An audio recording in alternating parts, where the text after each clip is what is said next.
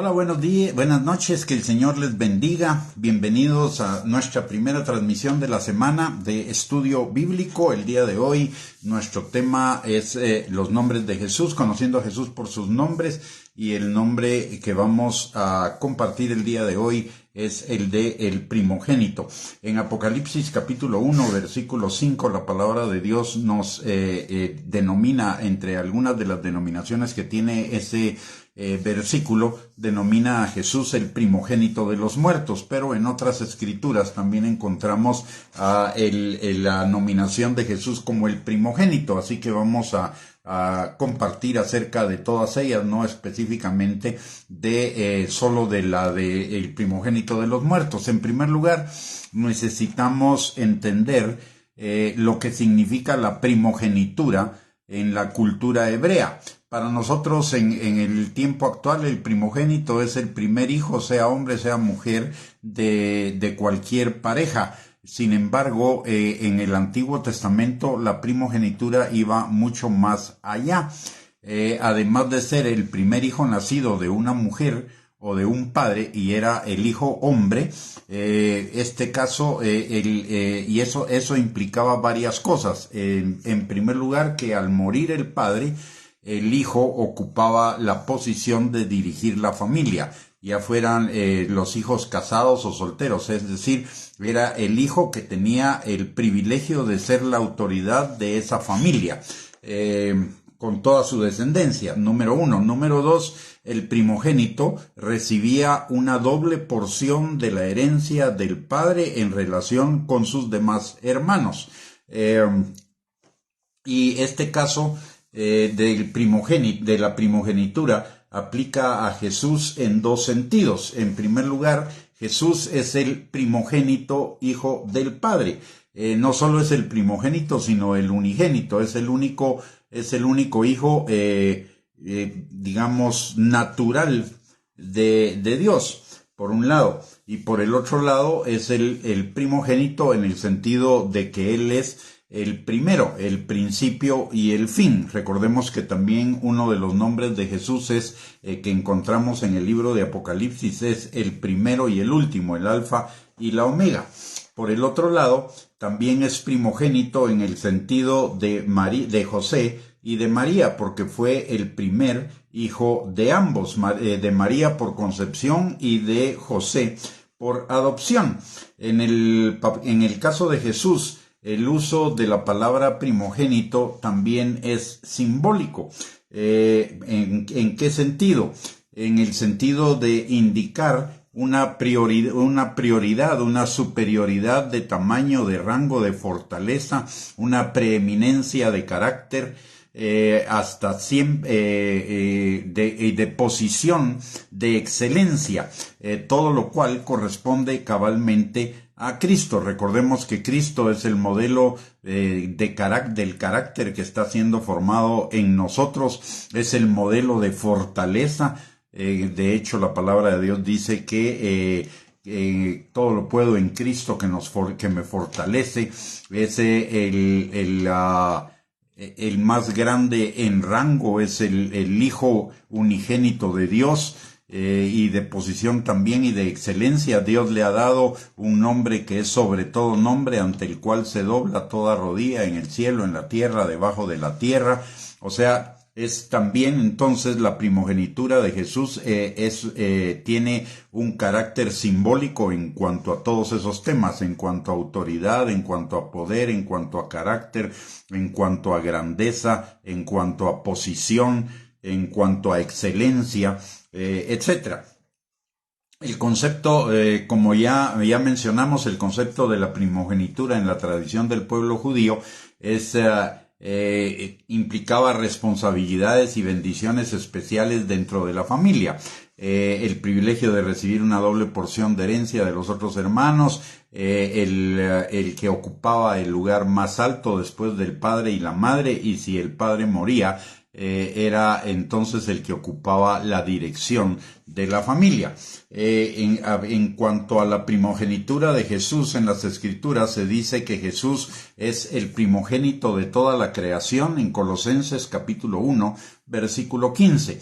También es el primogénito en Hebreos 1:6. El primogénito de entre los muertos en Colosenses 1:18 y en Apocalipsis capítulo 1 versículo 5, y el primogénito de José en Mateo 1:25 y de María en Lucas capítulo 2 versículo 7.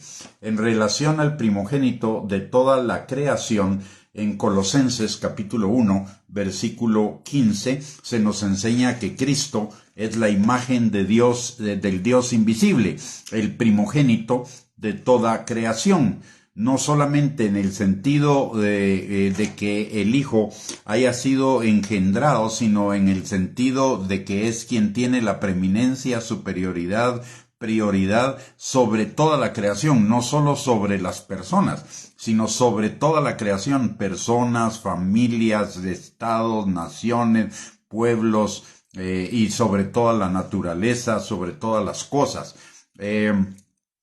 Y ello es refrendado en otros pasajes de la Escritura, como en Juan capítulo 1, versículo 3, que dice la palabra, permítame, Juan 1, 3, dice, vamos a ver acá, Juan capítulo 1, versículo 3, la palabra de Dios dice, todas las cosas por Él fueron hechas, y sin Él nada de lo que ha sido hecho fue hecho. Por el otro lado, en Romanos capítulo 11, versículo 36, la palabra de Dios también nos recuerda que todas las cosas fueron hechas por Cristo, de Cristo y para Cristo.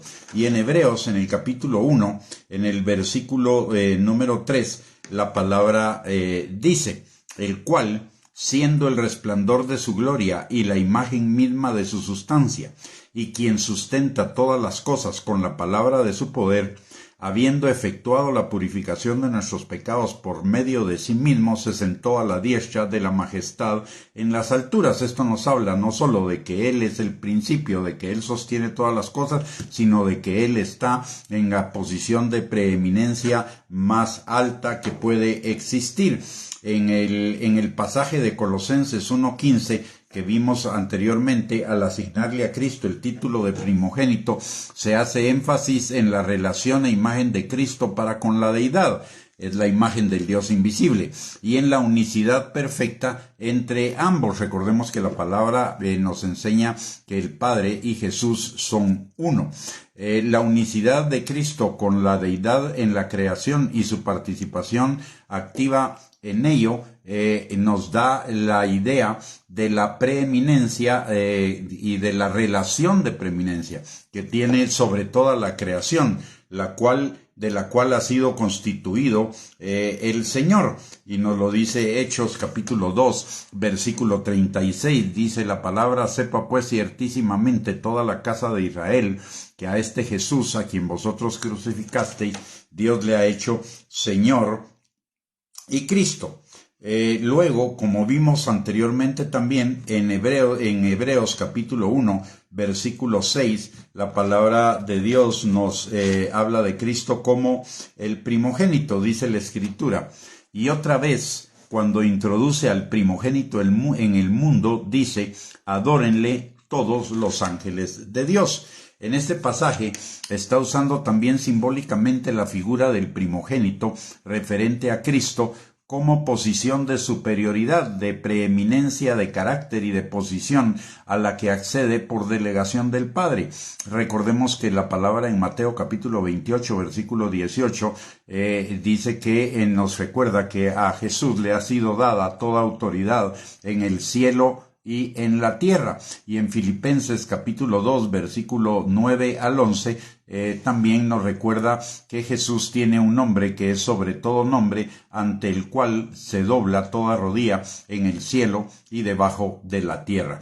Es decir, en estos pasajes se reafirma de nuevo el señorío de Cristo sobre toda la creación, la unidad y la unicidad con el Padre, el nombre que es comenzando porque el nombre que es sobre todo nombre no puede ser otro que el nombre de Dios, y al ser el nombre de Jesús el nombre sobre todo nombre, ello se equipara al nombre de la deidad.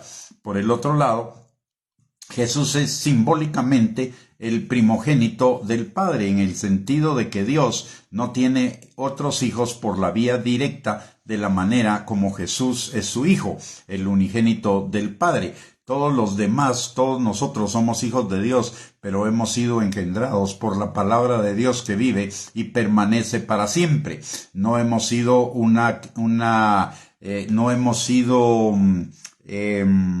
engendrados de Dios en forma directa, sino en forma indirecta.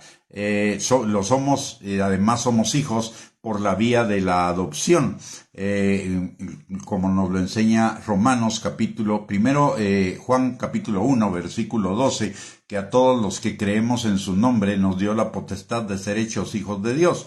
Y en segundo lugar, en Romanos capítulo 8, versículo 14 al 15 al 16, donde la palabra de Dios nos recuerda que hemos recibido el Espíritu Santo, que es el Espíritu de adopción, por el cual clamamos Abba Padre.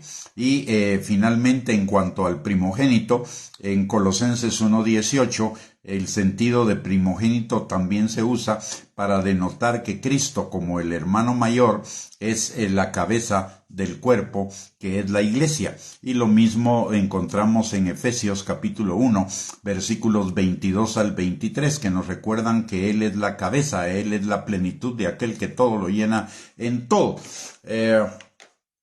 Luego, en Apocalipsis capítulo 1, versículo 5, y en Colosenses capítulo 1, versículo 18, se refiere a Jesús como el primogénito de los muertos.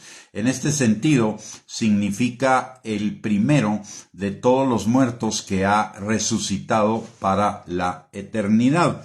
Todos los otros resucitados de los que habla la Escritura fueron resucitados a la vida terrenal y como consecuencia de ello, tarde o temprano volvieron a morir en algún momento posterior, en tanto que Cristo resucitó a la vida eterna en un cuerpo glorificado que ya no volverá a sufrir la muerte. Él venció a la muerte. En ese sentido también es el primogénito de los muertos, porque resucitó, es el primero que ha resucitado y es el primero que ha vencido a la muerte. En conclusión, respecto al uso de la palabra primogénito en la Biblia, para calificar a Cristo, se refiere a que en la familia de Dios, los hijos e hijas de Dios, Jesús tiene un puesto de preeminencia y privilegios. Él es el Señor, el que tiene autoridad sobre todos los creyentes en particular y sobre todos los hombres y toda la creación en general. Derivado de ello, nuestra respuesta a esa primogenitura es la sujeción. Él es la autoridad que el Padre ha designado sobre todos nosotros, por un lado, y eso requiere sujeción. Pero la sujeción, por el otro lado, también requiere obediencia. Como hemos mencionado en otros estudios de esta serie, el señorío de Cristo no es solo un título honorífico que le asignamos, sino es la manifestación de una realidad concreta, de un estilo de vida obediente a la voluntad de Dios, que Él representa y ante la cual nosotros necesitamos rendirnos y que necesitamos también perseguir esa obediencia, convirtiéndonos en discípulos de Él. Recordemos que la palabra de Dios no solo nos enseña que Jesús buscaba salvos. La palabra de Dios nos enseña que Jesús buscaba discípulos. Dice la palabra claramente en Juan capítulo 8, versículo 31 al 32, que conoceremos la verdad y la verdad nos hará libres. Y por el otro lado, en Mateo capítulo 28, versículos del 18 al 20, la gran comisión es ir y hacer discípulos, es decir, primero salvos y después discípulos. ¿Y qué significa un discípulo? Un discípulo que ha sido enseñado en todo lo que Jesús nos ha mandado. Y como ha sido enseñado en todo lo que Jesús nos ha mandado, es obediente a esa enseñanza, a esa palabra. En segundo lugar, como conclusión, también podemos decir que por delegación del Padre, como el primogénito, Él cuida de nosotros y lo hace de varias formas. Primero, Él nos envió al Espíritu Santo para que estuviera con nosotros y el Espíritu Santo nos guiara, nos enseñara, nos fortaleciera. El Espíritu Santo nos enseñara las cosas que habrían de venir, nos redarguyera, nos confrontara, nos llevara al arrepentimiento, nos ayudara en todas las cosas, nos diera testimonio de Jesús y nos diera testimonio del Padre. Pero Él cuida de nosotros también de otra forma y cuida de nosotros intercediendo todo el tiempo. La palabra de Dios nos lo enseña en Romanos capítulo 8, versículo 34. Dice la palabra: ¿quién es el que condenará? Cristo es el que murió, más aún el que también resucitó, el que además está a la diestra de Dios, el que también intercede por nosotros. Y la palabra en el libro de Hebreos también nos recuerda que Jesús está intercediendo por cada uno de nosotros todos los días, todo el tiempo. ¿Para qué? Para que nuestra vida sea una vida abundante, para que nuestra vida sea como la luz de la aurora, que vaya en aumento hasta que sea perfecta, como dice también en Filipenses 1:6, el que comenzó la buena obra en nosotros la perfeccionará hasta el día de Jesucristo, para que los planes del Señor se vayan cumpliendo en nosotros, planes de bien y no de mal, para darnos un futuro y una esperanza, para que el propósito de Dios por el cual fuimos creados también se cumpla. Es decir, Jesús está intercediendo todo el tiempo para que nuestra vida, a los ojos de Dios, sea una vida exitosa, una vida triunfal, una vida en victoria y finalmente lleguemos a la vida, a la eternidad con Él, que tengamos vida eterna desde aquí en la tierra, cada vez de una manera creciente, y vivamos la perfección de la vida eterna en la eternidad con Él. Y si Dios con nosotros, ¿quién contra nosotros? Y si Jesús está intercediendo por nosotros, entonces, ¿quién nos podrá separar del amor de Dios que es en Cristo Jesús? Si mayor es el que está en nosotros que el que está en el mundo. Todas estas cosas nos deberían llevar a dos o tres situaciones. La primera es al agradecimiento. El hecho de que Jesús no solamente haya venido a morir por cada uno de nosotros a la cruz del Calvario, sino también porque Él no nos ha dejado solos y está intercediendo por cada uno de nosotros todo el tiempo. Entonces, la primera cuestión que necesitamos es el agradecimiento. La segunda es la obediencia. Cristo está intercediendo por cada uno de nosotros para que seamos obedientes. La palabra de Dios dice en Primera de Pedro, capítulo 1, versículo 13 al 16, que como hijos seamos obedientes y que busquemos la santidad sin la cual nadie verá al Señor.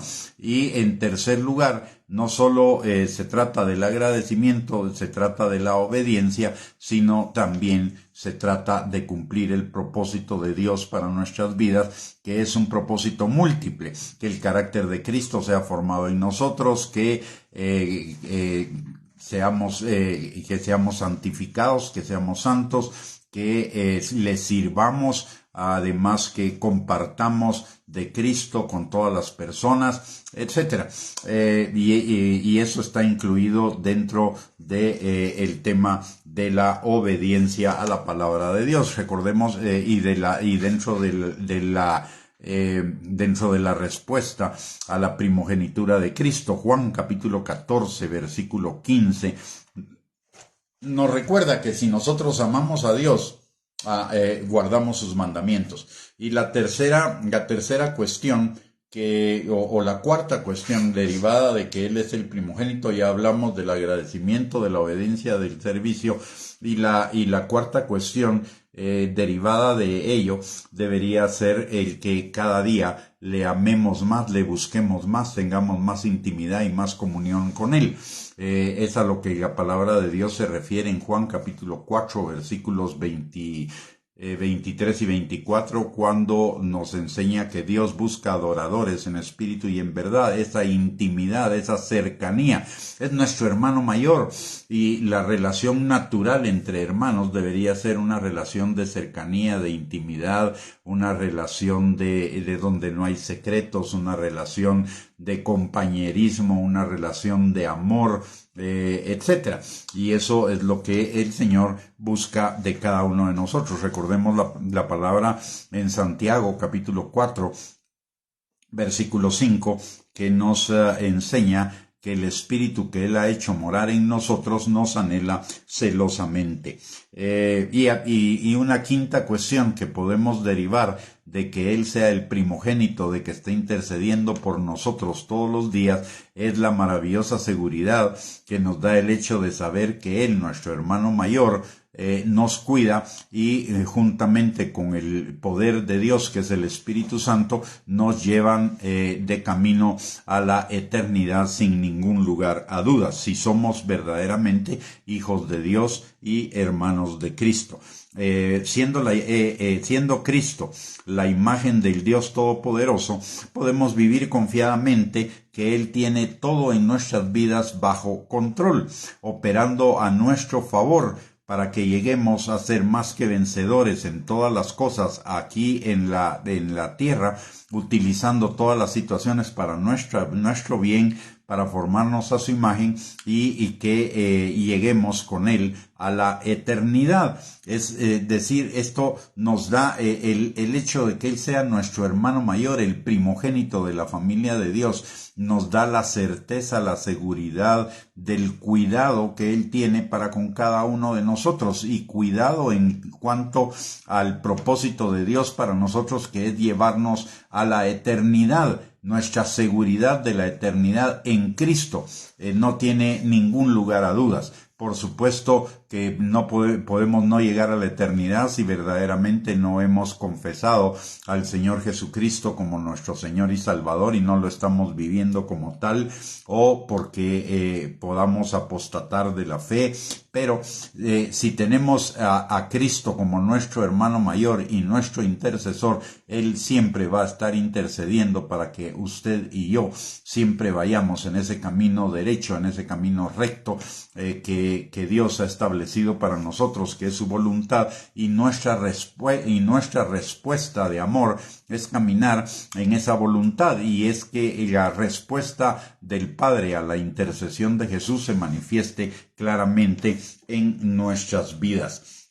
Por el otro lado, que Él sea el primero en quien se ha cumplido la promesa de la resurrección a la vida eterna, nos da la seguridad de que nosotros también resucitaremos con Él a esa vida gloriosa, a esa vida eterna. Y eso nos proporciona una grandiosísima seguridad, y una seguridad tal que no deberíamos abrigar ni la más mínima duda respecto a que nuestra redención no solo está cerca, sino que es segura, cierta, verdadera, y que sin lugar a dudas se cumplirá. Y derivado de ello, como esta vida es una vida temporal, es una vida que pasa, es una vida en constante transformación, nuestra mirada debería estar en alcanzar esa meta de la eternidad con Cristo, donde ya no habrá más dolor, ni más tristeza, ni más lágrimas, ni más necesidad,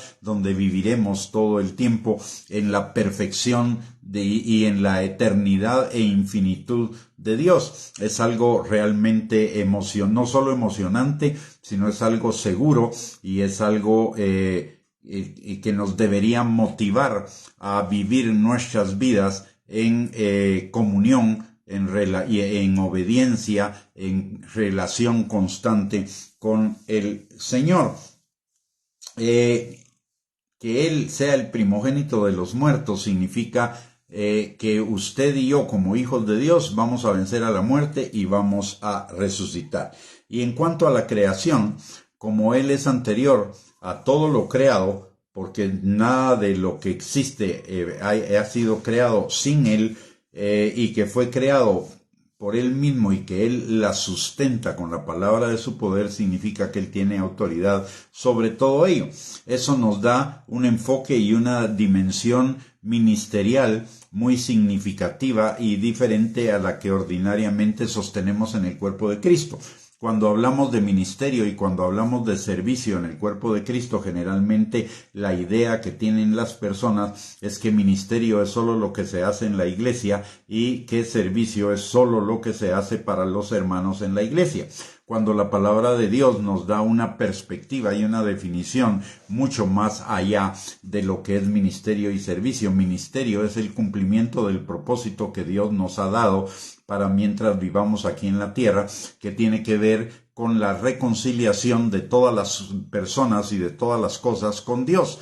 La reconciliación de las personas a través del evangelismo y el discipulado y la transformación de las cosas a nuestro alrededor a través de la práctica de los principios de la palabra de Dios, para que nuestra relación con las personas y con las cosas sea una relación transformada en función de los principios de la palabra de Dios. Por lo tanto, el trabajo, cualquier trabajo obviamente legítimo, legal, cualquier trabajo que hacemos es un ministerio que cumplimos para Dios y es un servicio que le hacemos a Dios y a nuestro prójimo, porque nuestro prójimo es afectado por cualquier cosa que nosotros hacemos, ya sea en la familia, en el trabajo, en el área de la ciencia, de la tecnología, de la educación, de la política, de la cultura, del arte, en cualquier lugar donde Dios nos coloque. Ahí tenemos un ministerio que cumplir. La palabra dice que somos embajadores en el nombre de Cristo, y ser un embajador significa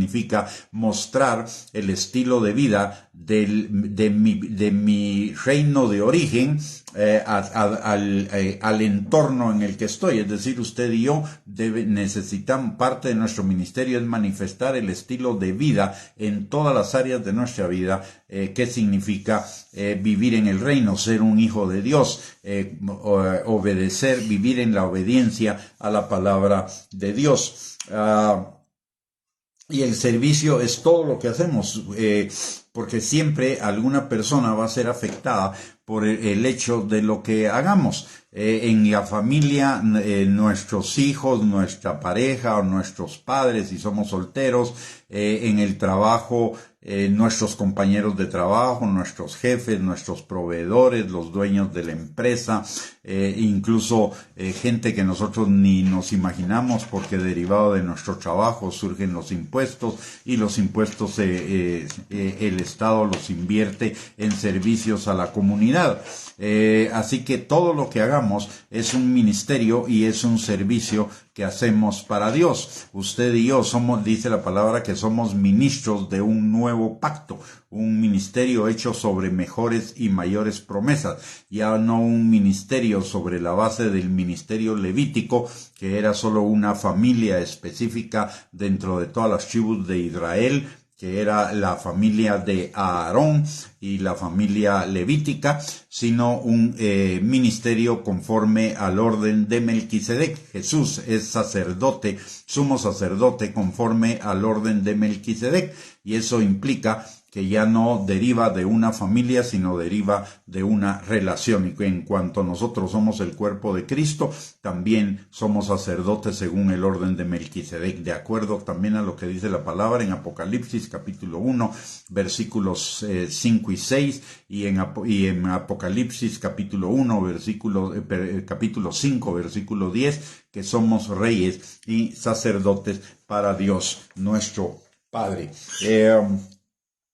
Así que, mis amados hermanos, recordemos, usted y yo, cosas que son relevantes, concluyentes acerca de este nombre.